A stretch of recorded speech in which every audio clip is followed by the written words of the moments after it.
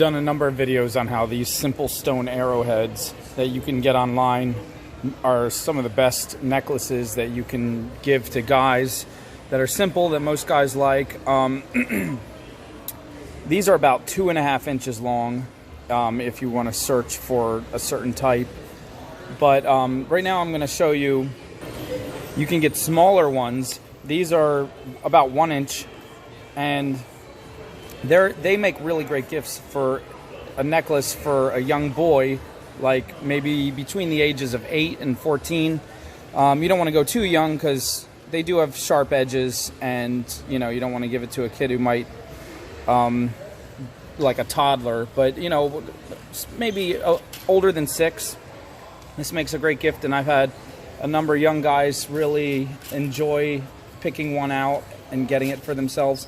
So because these are smaller, you just need a simpler wrap, and you can do, I would say 22 gauge is the best that you want to use. This is some silver here. I'm gonna wrap, let's see, we'll do this green one first and show you. Now some have holes drilled, some don't. These arrowheads, they have a lot of crags, and they're flat, and they have a lot of little places to place a wire. You really don't need the hole. It doesn't make that much a difference because that wire grabs onto wherever you put it, and it pretty much stays.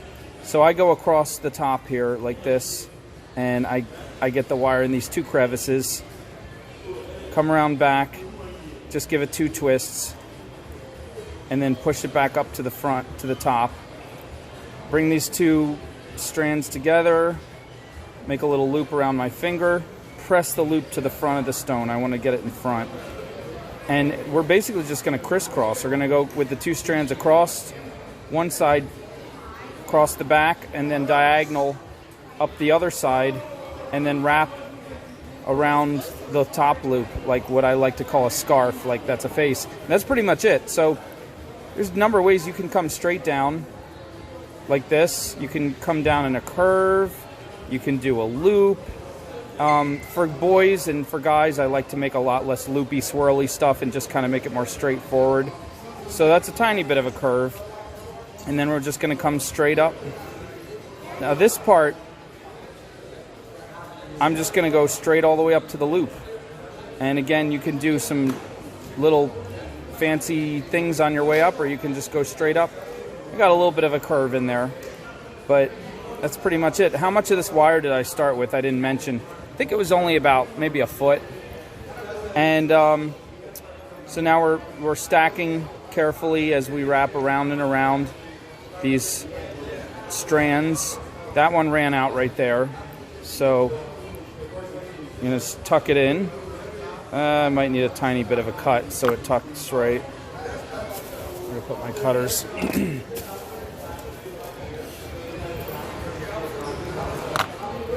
And that's in. This one can go a little further. I like to wrap it about almost halfway up. That's just what I think looks good. And that one, wow, I came right to the end. Just enough wire. And that one is tucked in safely in that little bowl that's made, never to come out and hurt anyone. Now I'm flattening parts down here. Here's the fun part where you give it some crimps. And these crimps, I like to mirror the same crimp in each strand. Put like 2 in this little part there. I could end it like that. This 20 gauge, you can kind of move it around and mold it. I'm gonna make some cool ones in here. Maybe one more set like this right there.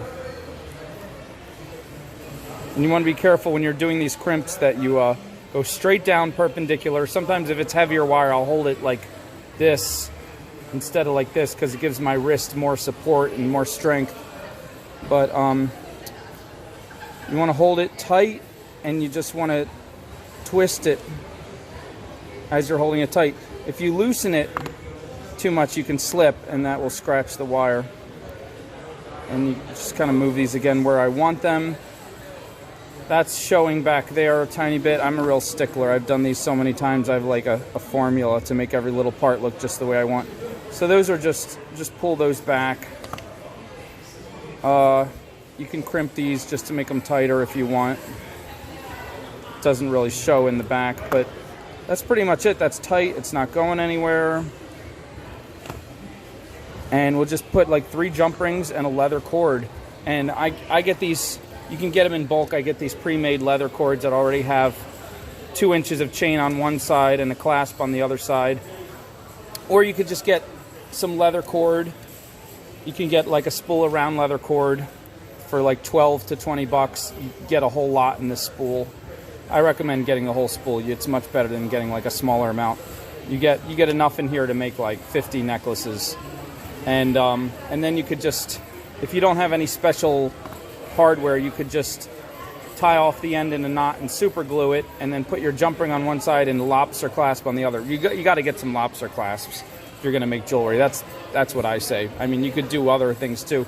You could literally just put a wooden bead on one side and a loop on the other and make it just right so the bead goes into the loop, and that's your clasp.